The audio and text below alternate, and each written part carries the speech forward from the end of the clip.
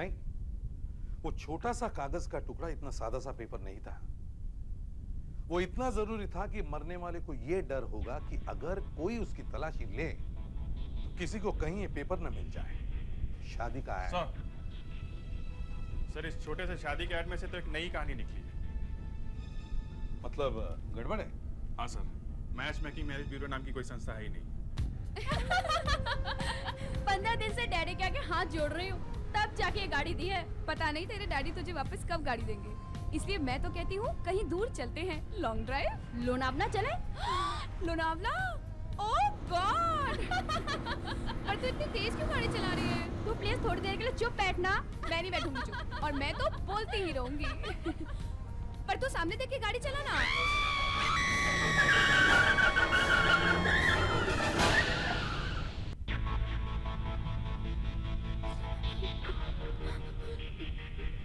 मैंने ब्रेक लगाए थे ना जोर से। गाड़ी रुकी नहीं तो इसमें मैं क्या कर सकती थी? तू घबरा मत, मैं सबको बता दूंगी कि तेरा कोई कसूर नहीं है। वो बीच में से हटा भी तो नहीं। ओह गॉड!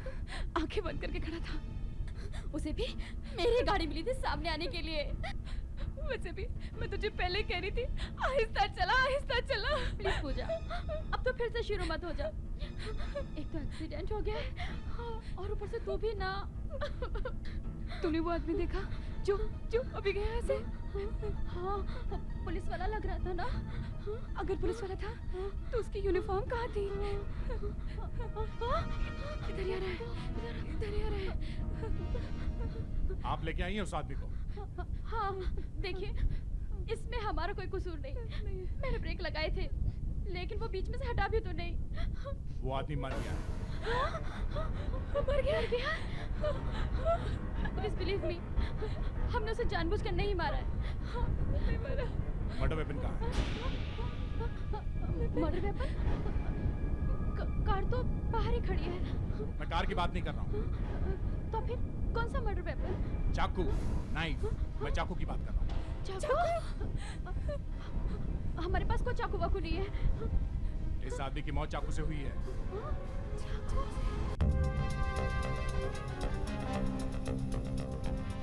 यहाँ तो कोई नहीं है। अरे सुनो जरा। जी साहब। यहाँ रिसेप्शन पे कोई नहीं है क्या? अभी तो यही थी, कहाँ गई? शायद साहब बाथरूम में होगी। अच्छा ये बताओ, डॉक्टर पाटिल कहाँ मिलेंगे? वो साहब लास्ट से दूसरा कमरा। वो साहब वो कहाँ पे? अरे साहब वो आखिरी से पहले वाला कमरा इधर की तरफ। अच्छा सुनो जरा। जी साहब। ये टाइम क्या हुआ है? टाइम बोले तो साहब 1:55 हुआ है। तुम्हारा नाम क्या है? मेरा? हाँ। महेश। यहाँ से टूटी है हड्डी, दोनों पैरों की हड्डियाँ टूटी हैं। लगता है कार की स्पीड 50-60 के करीब होगी।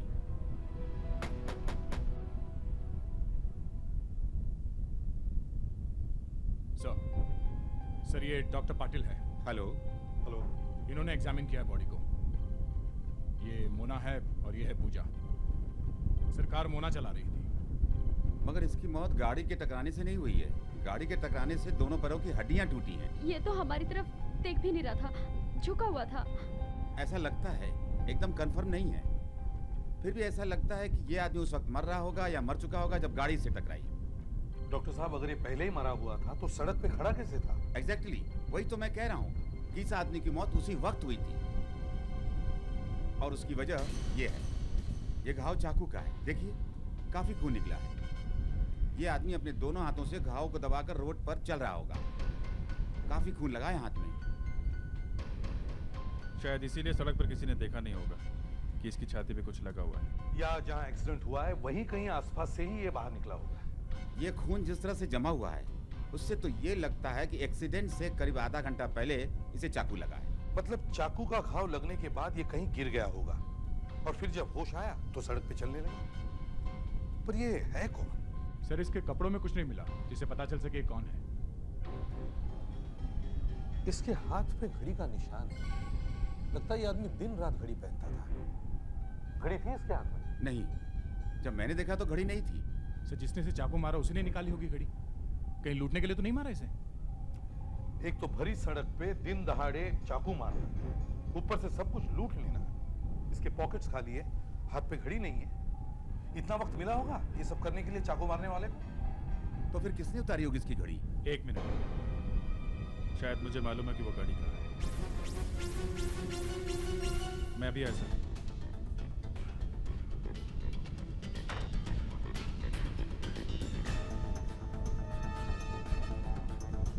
अरे सुनो, ये महेश कहाँ है? महेश? हाँ वो जो वार्ड बॉय है ना। वो शायद उधर होगा, पेंट्री में। Thank you. ए, रुको, इधर आ। क्या है? इधर आ। आता है कि नहीं? क्या है साहब? हाथ दिखा। क्या मतलब? तनख्वाह कितनी है तुम्हारी? हैं? तुम्हें क्या मतलब? तनख्वाह कितनी है तुम्हारी? अरे हैं? 2000 रुपए साहब। और इस घड़ी की कीमत कितनी है? मुझे नहीं मालूम साहब। क्यों? ये घड़ी साहब मुझे मेरी ससुराल वालों ने दी है। ससुराल वालों ने? अरे तेरी शादी कब हुई? कब हुई तेरी शादी? कहाँ से मिली ये घड़ी? हैं? साहब उस मरे हुए आदमी के हाथ से उतारी मैंने। और क्या निकाला? और कुछ नहीं था साहब। और क्या निकाला उसके कपड़ों में से? उसके कपड़ों में और कुछ नहीं था साहब। कुछ नहीं निकाला, सच बता जल्दी। घड़ी के नीचे एक पेपर था साहब, एक छोटा सा टुकड़ा। घड़ी के नीचे छोटा सा पेपर का टुकड़ा? हाँ साहब। कहाँ है वो तो साहब मैंने फेंक दिया। फेंक दिया? कहाँ फेंक दिया? हाँ दिखाओ, कहाँ है? यहीं पे है साहब। दिखाओ, दिखाओ। दिखा रहा हूँ साहब।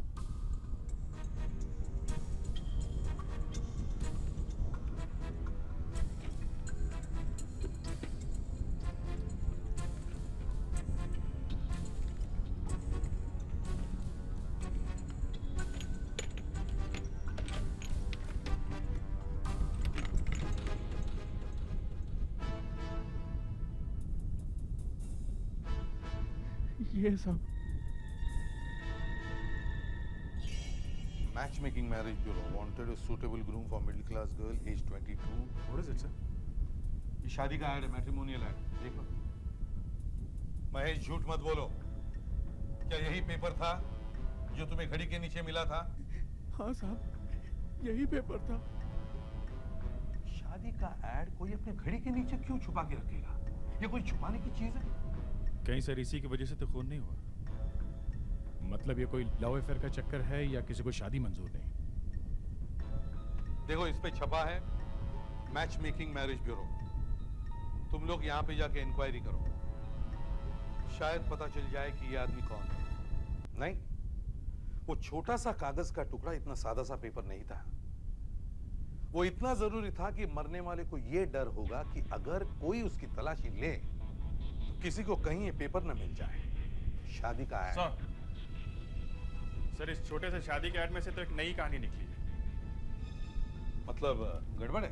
हाँ sir, match making marriage bureau नाम की कोई संस्था है ही नहीं। फिर पोस्ट ऑफिस से पोस्ट बॉक्स का पता चला? ये पता सही है सर, मगर वहाँ कोई मैरिज ब्यूरो नहीं है। वहाँ तो एक बनिए की दुकान है। बनिए की दुकान पे बिकने लगी अब शादियां। Very strange. एक आदमी मर जाता है, उसने अपने घड़ी के नीचे एक शादी का ऐड छुपा के रखा है, मगर जिसने भी ये ऐड छपवाया उसका आता पता ही नहीं। अगर अपना पता देना ही नहीं था तो फिर ये ऐड छपवाया ही क्यों? सर जिस पेपर में ऐड छपा है उन्हें तो मालूम होगा कम से कम। पेपर का नाम तो पता चला?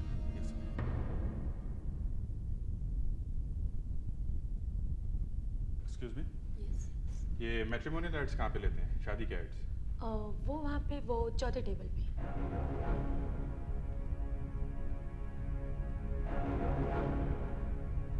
माफ कीजिए जी शादी के लिए एड्स आप ही लेते हैं ना? जी हाँ, मैं ही लेता हूँ। वैसे बहुत शादियाँ करवाई हैं मैंने। आपके पंडित हैं? जी मैं पंडित नहीं हूँ, मैं तो यहाँ काम करता हूँ। लेकिन लोग कहते हैं कि मेरा हाथ बहुत शुभ है। मेरे हाथ से जो भी ऐड छपता है ना उसकी अक्सर शादी हो ही जाती है। बोलिए आपका नाम। मेरा? हाँ हाँ, नाम बताइए जल्दी से। नाम जान के क्या करेंगे? नाम नहीं बताना तो ना सही। उम्र क्या है आपकी? उम्र जान के क्या करेंगे? अरे साहब, उम्र बताना बहुत जरूरी है। देखिए साहब, मैं एक सीआईडी ऑफिसर हूँ। CID officer? ये भी लिख दूं? वैसे साहब, मैं आपको एक सलाह दूंगा, ये मत छपवाइए कि आप सीआईडी वाले हैं, वरना रिश्ता मिलना बहुत मुश्किल हो जाएगा। अच्छा, आप जरा इस ऐड के बारे में बताओ। कौन सा ऐड? ये वाला। ये वाला? क्या जानते हैं इसके बारे में आप? अरे इसके बारे में तो हमारा एक रिपोर्टर भी पूछ रहा था। रिपोर्टर पूछ रहा था इस ऐड के बारे में? क्यों पूछ रहा था? ये मुझे क्या मालूम। अच्छा, कहाँ है वो रिपोर्टर? वैसे तो वो उधर बैठता है, लेकिन 2 दिन से दिखाई नहीं दिया। जरा ये फोटो देखिए, आप इसे पहचानते हैं? इस आदमी के पास था ये ऐड। ये तो सुरेंद्र है। अरे यही तो हमारा रिपोर्टर है। मर गया? अरे सुरेंद्र मर गया। आइए। बहुत ठंडे यहाँ। जी, मुर्दों को ऐसे ही रखा जाता है। ये आइए, आइए यहाँ। ये है। जी, यही सुरेंद्र है। किसने मारा है उसे? यही तो हम जानना चाहते हैं। आप पेपर के एडिटर हैं, सुरिंदर के बॉस हैं। आपको तो मालूम होगा कि सुरिंदर किस स्टोरी पर काम कर रहा था। सुरेंद्र ने मुझे पूरा तो नहीं बताया था, बस इतना ही कहा था कि जब ये खबर पेपर में छपेगी तो सारा शहर हिल जाएगा। और कुछ? सर, सुरेंद्र शादी करने वाला था, इसलिए हमेशा वो हमारे पेपर में शादी के एड्स देखता था। सर, कई महीनों से हमारे पेपर में शादी के अजीबोगरीब से ऐड छपते हैं। सुरेंद्र को उसमें बहुत दिलचस्पी हो गई थी। यही वाला ना? हाँ सर, यही वाला। और सुरेंद्र मुझसे पूछता था कि ये ऐड कौन छपवाता है। कौन छपाता है? सर, एक मंगल नाम का आदमी है, हमेशा वही आता है। मंगल? ये मंगल कौन है? सर, इसी कंपनी में काम करता है, मैच मेकिंग मैरिज ब्यूरो में, जिनका इसमें नाम लिखा है। अच्छा, फिर क्या हुआ? सर, अभी वो 2 दिन पहले जब मंगल हमारे ऑफिस में शादी का ऐड छपवाने आया था, तो मैंने सुरेंद्र से कहा, भाई वो आया तो मिल ले। तो सुरेंद्र मिला उससे? जी नहीं। जैसे ही मंगल हमारे ऑफिस से बाहर निकला तो ये अपना सुरेंद्र भी पीछे पीछे चला गया। और तब से ये ऑफिस ही नहीं आया। सर, 2 दिन पहले सुरेंद्र उस आदमी के पीछे जाता है जो ये शादी का ऐड छपवाता है, और 2 दिन बाद उसकी लाश मिलती है। इस ऐड का उसकी मौत से जरूर कुछ कनेक्शन है सर।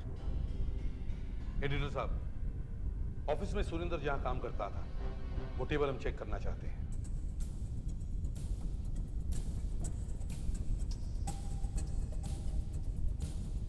सुनिए भास्कर साहब, ये लोग सीआईडी से हैं। सुरेंद्र की मौत की इंक्वायरी कर रहे हैं, और यह है मिस्टर भास्कर, हमारे chief time reporter.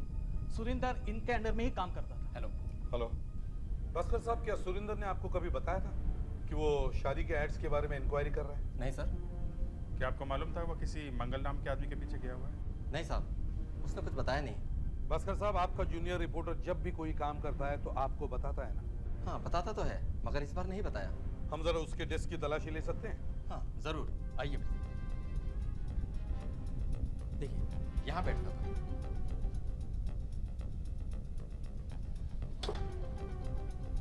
Diary? Surendra की डायरी? दे जरा देखो।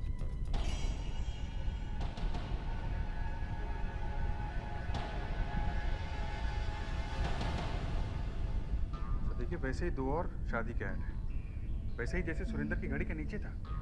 हाँ वही, उसी कंपनी के, मैच मेकिंग मैरिज ब्यूरो। मगर सर ये देखिए, सुरेंद्र ने यहाँ अपने डायरी में लिखा है कि मैच मेकिंग मैरिज ब्यूरो नाम की कोई शादी की एजेंसी है ही नहीं। इसका मतलब है सुरेंद्र पूरी तरह से इन शादी के एड्स के चक्कर में पड़ गया था। उसे जरूर कुछ शक हो गया होगा सर, या फिर उसे कुछ पता चल गया था सर। आपको वाकई कुछ मालूम नहीं? आखिर आप मुझसे सवाल बार बार क्यों कर रहे हैं? अगर मुझे कुछ मालूम होता तो मैं बताता ना। वो इसलिए कि ये पता लगाना जरूरी है कि इन एड्स के पीछे वो कौन सी खतरनाक चीज है जिससे सुरेंद्र मारा गया। जरूर कोई खतरनाक चीज होगी। सुरेंद्र को शायद पता चल गया था कि इन एड्स के पीछे जरूर कोई खतरनाक चीज है, मगर उसने किसी को बताया नहीं। हाँ सर, उसने किसी और को बताया क्यों नहीं? एक, या तो उसे लगा होगा कि अगर वो ये बात किसी को बताएगा तो उसकी जान भी जा सकती है, और दूसरे सर, शायद इस बात में उसे कोई जबरदस्त फायदा होने वाला होगा। उसने सोचा होगा किसी और को पता चल गया तो जो कुछ फायदा है उसे बांटना पड़ेगा। तुम्हारा मतलब है सुरेंद्र को कोई पैसे मिलने वाले थे? हो सकता है सर, और नहीं भी हो सकता है। मगर ये बात शुरू कहां से हुई होगी? मंगल नाम का एक आदमी न्यूज़पेपर के ऑफिस में आता है शादी का ऐड देने के लिए। उधर सुरेंद्र अपने लिए एक अच्छी सी दुल्हन ढूंढ रहा है, तो वो मैट्रिमोनियल कॉलम पढ़ने लगता है और वहां उसे ये ऐड दिखता है। और सर, जब मंगल फिर से आया होगा तब सुरेंद्र ने उसका पीछा किया होगा। क्यों? या तो मंगल उसे कुछ गड़बड़ आदमी लगा होगा, या फिर ये एड्स, इन एड्स में से ही सुरेंद्र को कोई सुराग मिला होगा। अब देखो, ये पहला ऐड देखो। एक मिडिल क्लास लड़की के लिए दूल्हा चाहिए, वजन है 35 किलोग्राम, हाइट 173 सेंटीमीटर, उम्र 25। Please send your details to Alex at post box 144011। लड़की की हाइट 173 सेंटीमीटर और वजन सिर्फ 35 किलो। अरे लड़की कुछ खाती वाती है कि नहीं? सर, ये वजन वाली बात ऐड में लिखने की क्या जरूरत है? वही तो। अब ये दूसरा ऐड देखो, इसमें एक 50 साल की औरत शादी करना चाहती है, उसका भी वजन लिखा हुआ है 72 किलो। और सर, तीसरे में लड़की की उम्र है 22 साल मगर वजन 84 किलो, 84। काफी ज्यादा वजन है, लड़की काफी मोटी लगती है। सर इस तरह के एड्स देंगे तो किसी की भी शादी नहीं होगी। लड़की का वेट लिखना ही नहीं चाहिए सर। लिखना ही नहीं चाहिए, नहीं लिखते ही नहीं है। मैंने आज तक किसी ऐड में लड़की का वजन लिखा हुआ देखा नहीं है। इस क्लर्क को बुलाओ, यही कुछ गड़बड़ है। रेडेक्स, इन्हें अंदर लेके आओ। हाँ आइए, आप अंदर आइए, यही कुछ गड़बड़ है।